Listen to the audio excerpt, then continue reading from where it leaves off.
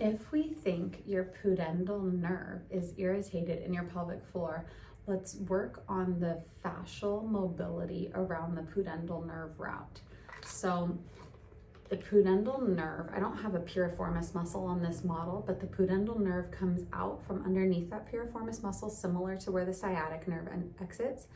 It goes through this area where it goes through the obturator canal, and then it comes and that's where it branches. So then we have 3 nerve root branches. And where I typically find people to have a lot of pain is around this branch that goes to the clitoris or to the perineum.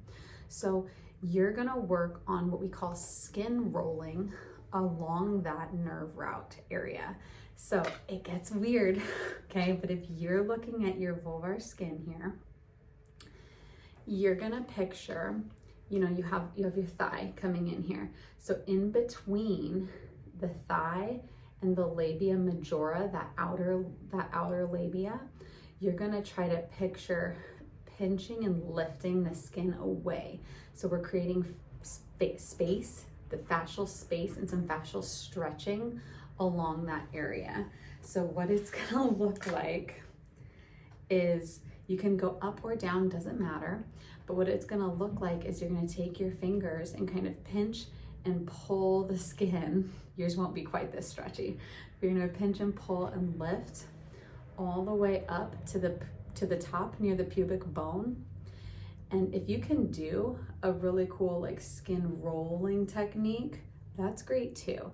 But oftentimes it's such a tiny area, or the fascia is bound down so tightly that it's really hard to pinch and lift and skin roll. So if you can get the skin roll going, where you're just kind of pulling with your fingers, pushing with the thumb, pulling with the fingers, or pulling with the fingers and pushing with the thumb, that's great. But if you can't quite get that, a pinch and lift and tug is great too.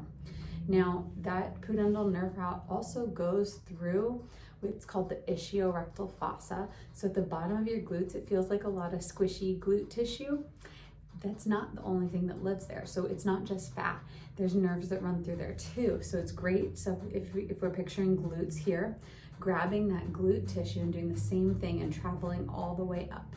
So a lot of people will do this sitting like this. It's harder to do in other areas, but try to get in a comfortable position.